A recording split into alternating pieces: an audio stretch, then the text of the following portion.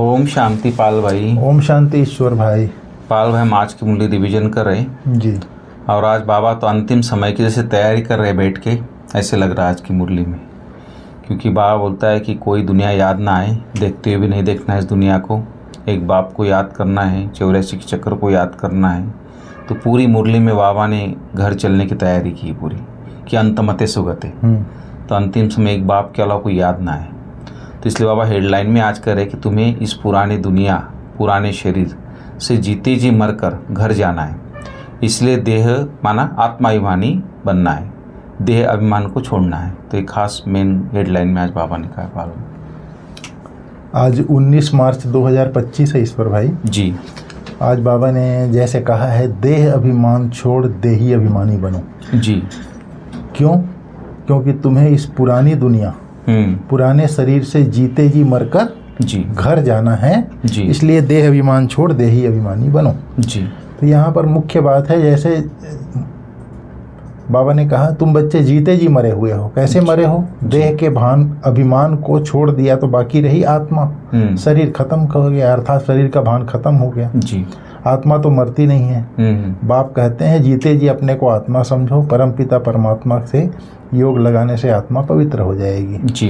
तो इसका मतलब ये है देह अभिमान और देही अभिमानी। जी। देह अभिमानी और देही अभिमानी, यहाँ पर दोनों चीज है।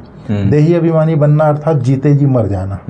जैसे मनुष्य है जी, एक शरीर छोड़ देता है, दूसरा शरीर में जाके जन्म लेता है जी। तो उसकी पुरानी दुनिया सारी खत्म हो जाती है। मित्र संबंधी नाते रिश्तेदार दुनिया घर सब कुछ खत्म हो जाता है पिछला, और नया उसका सब कुछ शुरू होता है। बिल्कुल। नए संस्कार शुरू होते हैं, नए नाते रिश्तेदार, माता पिता दादा दादी भाई बहन सब होते हैं। अर्थात संस्कार परिवर्तन हो जाता है उसका। संस्कारों का भी संस्कार हो गया जी, और प्लस और नया जीवन हो जाता है उसका। तो इसलिए बाबा कहता है जीते जी मरकर जी। अगर हम मर गए तो अभी हमारा जो देह अभिमान का संस्कार था जी, उसको छोड़ अभी देही अभिमानी का हमारा संस्कार हो जाता है। यहाँ पर हमारा देह अभिमान का संस्कार क्या था? काम, क्रोध, लोभ, मोह, अहंकार, आलस्य, अलबेलापन, ईर्ष्या, घृणा, नफरत, बदले की भावना जी, अभिमान में आ जाना, ये सारी चीज़ें थी। लेकिन अब जब देही अभिमानी बन गए तो सत्यता, पवित्रता, धैर्यता, नम्रता जी, ये सारी चीज़ें आ जाती है। देही अभिमानी का ये सारा गुण है। तो हमारा संस्कार परिवर्तन हो जाता है यहाँ पर।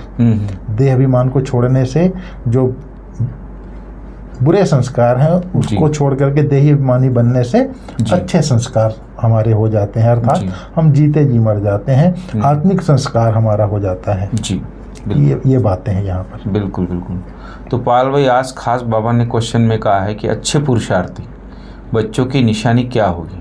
तो बाबा ने बहुत अच्छी अच्छी बातें बताई। जो अच्छे पुरुषार्थी होंगे सवेरे सवेरे उठकर देही माना आत्माभिमानी रहने का प्रैक्टिस करेंगे, वो एक बाप को याद करेंगे, का पुरुषार्थ करते रहेंगे सदा। तो उन्हें लक्ष्य रहता है सामने कि कोई देहधारी याद ना आए। निरंतर बाप को याद करेंगे, 84 के चक्र को घुमाते रहेंगे। तो ये सौभाग्यशाली बच्चों की निशानी बाबा ने मुख्य बताई। और भी बहुत सारी बातें बाबा ने मुख्य बताई। यहाँ पर बाबा ने कहा है सवेरे सवेरे उठकर देही अभिमानी रहने की प्रैक्टिस करेंगे जी। क्योंकि जो सवेरे का जो वायुमंडल होता है ना जी, भक्त आत्माएं भी उस समय उठती है। बिल्कुल। उस समय सारे तमो प्रधान वायुमंडल नहीं होता है जी। उस समय एक प्रकार से सतो वायुमंडल होता है। प्रकृति भी सतो प्रधान, प्रकृति भी जी शांत वायुमंडल होता है। उस समय सुबह सुबह घूमने निकलो, इतना आनंद आता है जी। मतलब आत्मिक स्थिति में, देही अभिमानी स्थिति में स्थित होने का सवेरे सवेरे का समय मदद करता है जी। तो उस समय बाबा ने समय मुकर्रर किया है, सवेरे सवेरे उठकर आत्म अभिमानी देही अभिमानी रहने की प्रैक्टिस जो अच्छा पुरुषार्थी होगा वह करेगा, क्योंकि उससे बेनिफिट होता है जी। सारे तमो प्रधान मनुष्य जो होते हैं ना आजकल के, पाल भाई हिस्ट्री में जो भी महान आत्माएं होके गई ना, या कोई देश की जो अच्छी आत्माएं जो देश को संभालने वाली, वो भी सवेरे सवेरे जल्दी उठते थे 4 बजे। बिल्कुल। उनका ये भी दिनचर्या थी। हमारे संत महात्मा सब 4 बजे उठ करके ही अपना ध्यान करते हैं, माला जाप करते हैं जी। तो बाबा ने कहा सवेरे उठ करके बाप को याद करने का पुरुषार्थ करेंगे। उन्हें लक्ष्य रहता है कोई देहधारी न याद आए, क्योंकि सारे देहधारी सोए पड़े रहते हैं, तो एक तरह से देहधारी याद नहीं आते। निरंतर बाप और 84 का चक्र याद रहता है जी। तो ये भी बहुत बड़ा सौभाग्य है, बाबा कहता है जी जी। और भी कुछ बातें बाबा की और भी। फिर आज बाबा ने फरमान किया जी, मुझ बाप को याद करो तो तुम तमो प्रधान से सतो प्रधान बन जाएंगे जी। यह याद का अभ्यास पक्का चाहिए। बाबा कहता है गृहस्थ व्यवहार धंधे में रहते हुए बुद्धि में पक्का रहे, हम आत्मा हैं। फिर बाबा ने कहा और कोई को याद नहीं करो, योगी तो दुनिया में बहुत हैं। कन्या की जैसे सगाई होती है तो पति के साथ योग लग जाता है, अर्थात बुद्धि योग लग जाता है जी। पहले थोड़े ही था, पति को देखा फिर उनकी याद में रहती है, अर्थात बुद्धि लग जाती है जी। अब बाप कहते हैं मामे कम याद करो, जैसे तुम आत्मा हो परमात्मा पिता को याद करो, उससे बुद्धि योग लगाओ जी। इसकी अच्छी प्रैक्टिस चाहिए। तो बाबा ने इस तरह से कहा चलते फिरते एक दो को सावधान भी करना है, मन मना भाव, अर्थात बाप को याद करो।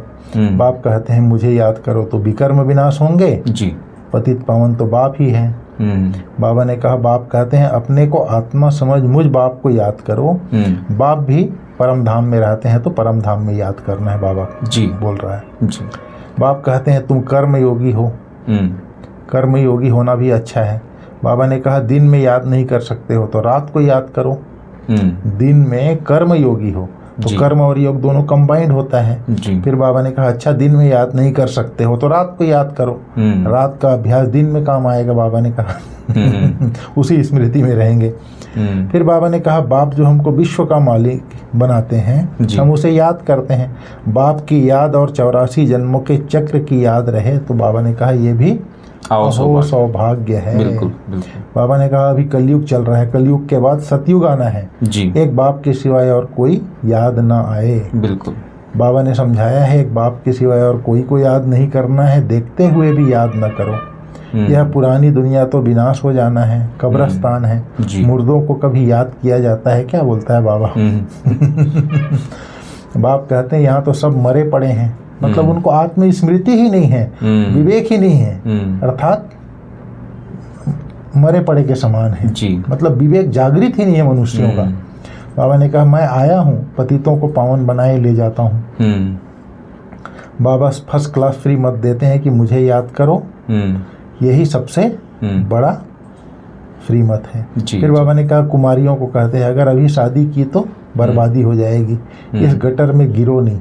क्या तुम बाप को नहीं मानेंगी, स्वर्ग को कि महारानी नहीं बनेंगी। बाबा ने कहा शादी बर्बादी इसलिए कहता है, गीता में भी बोला है काम महाशत्रु है जी। काम, बाबा कहता है एक बार अगर काम विकार में गिरा तो शरीर ही याद आता रहेगा, फिर बाप को याद नहीं कर पाएंगे, न अपने को आत्मा समझेंगे न परमात्मा को याद कर पाएंगे। अगर शादी किया विकार में गया तो शरीर ही याद आता रहेगा, उसका शरीर ही याद आता रहेगा, इसलिए बाबा मना करता है जी। तो इस तरह से बाबा ने कहा है आज। तो बहुत अच्छी बात पाल भाई, बाबा ने एक एक बात समझाई हमको। तो कई बच्चे आशीर्वाद मांगते हैं, सुना बाबा कृपा कर दो, आशीर्वाद कर दो, मुझे पाप से मुक्त कर दो, सुना। तो बाबा बोलता कि बच्चे आशीर्वाद मांगने की बजाय याद की यात्रा से अपना हिसाब किताब चुकतू करना है। बाबा बोलता कि पावन बनने का पुरुषार्थ करना है, इस ड्रामा को यथार्थ समझना है, ये बाबा ने सावधानी दी है। फिर बाबा बोलता कि इस पुरानी दुनिया को देखते हुए भी नहीं देखना है, याद नहीं करना है, इसको कर्म योगी बनना है और हर्षित रहना है, कभी रोना नहीं है। तो ये मुख्य बातें बाबा ने धारणा सार में आज बताई है। तो मैं समझता हूँ वरदान भी आप बताएंगे डिटेल। बाबा ने आज कहा आशीर्वाद मांगने के बजाय याद की यात्रा में रहना है। बाबा बोलते हैं आशीर्वाद मांगना है तो साधु सन्यासियों के पास जाओ फिर बाबा ने कहा है जैसे बाप ऑर्डिनेंस निकालते हैं विकार में नहीं जाना है, जैसे आज बाबा ने बोला ना रोना नहीं है, जैसे बाप आदेश निकालते हैं, ऑर्डिनेंस निकालते हैं कि विकार में नहीं जाना है, ऐसे यह भी ऑर्डिनेंस निकालते हैं कि किसी को रोना नहीं है। बिल्कुल। सतयुग त्रेता में कोई रोते नहीं है।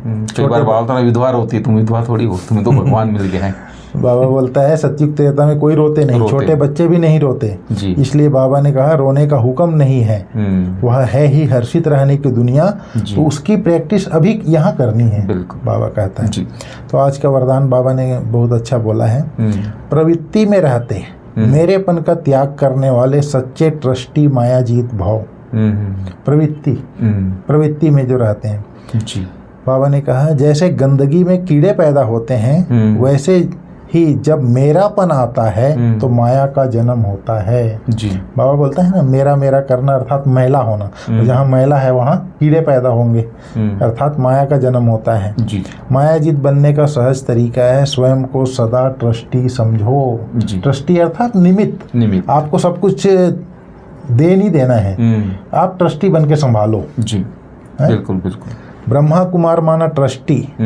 ट्रस्टी की किसी में भी अटैचमेंट नहीं होती। जी। क्योंकि उसमें मेरापन नहीं होता। मेरा बाबा का है, बाबा करवा रहा है, बाबा का सेवा कर रहा हूँ, बाबा आ गया बीच में, मैं निमित्त हूँ संभालने के। और जो ट्रस्टी होता है उसको प्रॉपर्टी को बढ़ाता है, खत्म नहीं करता है, खा के खत्म नहीं करता है। बिल्कुल। तो बाबा ने कहा ब्रह्मा कुमार माना ट्रस्टी। ट्रस्टी की किसी में भी अटैचमेंट नहीं होती क्योंकि मेरापन नहीं होता। गृहस्थी समझेंगे तो माया आएगी और ट्रस्टी समझेंगे तो माया भाग जाएगी। इसलिए न्यारे होकर फिर प्रवृत्ति के कार्य में आओ तो माया प्रूफ रहेंगे। बिल्कुल। जी। फिर आज बाबा ने स्लोगन में बोला है, जहाँ अभिमान होता है वहाँ अपमान की फीलिंग जरूर आती है। जी। जहाँ अभिमान कैसे होता है? जब देह भान में आते हैं तब अभिमान की महसूसता होती है। जी। अगर आत्म स्मृति में है तो अभिमान की फीलिंग नहीं आएगी। जी। तो जहाँ देह भान आया, देह अभिमान आया, जी, तो अपमान होगा, अभिमान होता है। और जहाँ अभिमान हुआ, घमंड हुआ और उसका जो चाहना है, इच्छा है, पूरा नहीं होता है, फिर अपमान की फीलिंग होती है। किसी ने मुझे नमस्कार क्यों नहीं किया, मेरे को पहले बैठने के लिए बोलना चाहिए, पहले रो में मैं बैठूं, ये सारी चीज़ें फिर आती है, अपमान की फीलिंग आती है। देह भान में आया। और जो देही अभिमानी होते हैं कहीं भी बैठ जाएंगे, क्या है मेरे को बाबा की मुरली सुननी है, कहीं भी बैठ जाऊंगा। तो जो देही अभिमानी है, आत्म अभिमानी होते हैं, उनको अपमान की फीलिंग नहीं आती है। बिल्कुल बिल्कुल। हमारे जगदीश भाई यज्ञ का पिलर, इतना बड़ा आदमी, पीछे आके बैठ जाता था, निर्माणचित था। दादी को बुलाना पड़ता था, जगदीश भाई आगे आके बैठो। बिल्कुल सही। ठीक है भाई, थैंक यू। ओम शांति।